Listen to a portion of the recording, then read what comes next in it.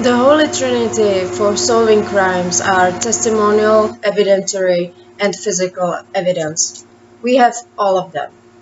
The workers had testified about the fraudulent trading, but they dismissed to talk in public because of the fear that they would be suspended from their jobs.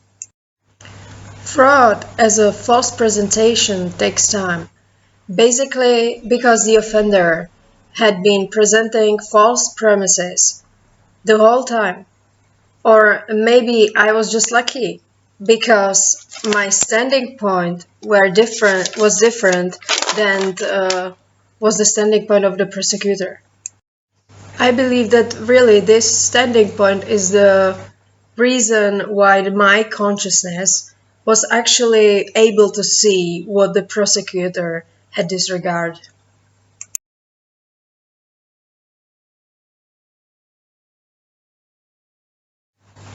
My investigation started from the point of view that I basically considered the lives of the animals and the welfare of them instead of going through some frauds of financial or taxes. So maybe that's the reason why I actually don't understand many of your questions. So my concern was the welfare of the animals, and so I put first question to my investigation, that was, how is possible that incarcerated cattle is so fragile to any kind of disease?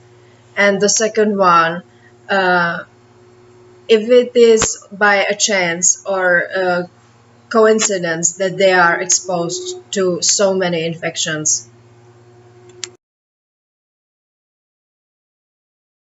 Even though the prosecutor suspended the proceeding of this case, after 4 years, they had enough time to really make the inspection through all of the documents that were necessary, because there is a great number of them. And generally, all fraudulent cases requires that.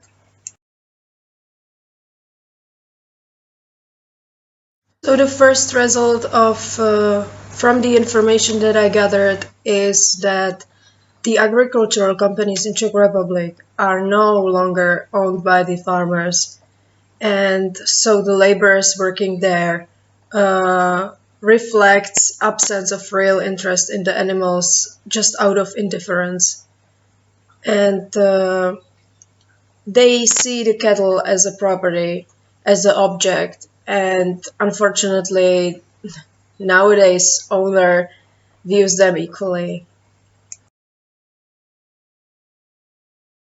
Going through the property and business transaction papers, I came across to the name of our Prime Minister, but actually that was just the beginning of the nightmare that had yet to come.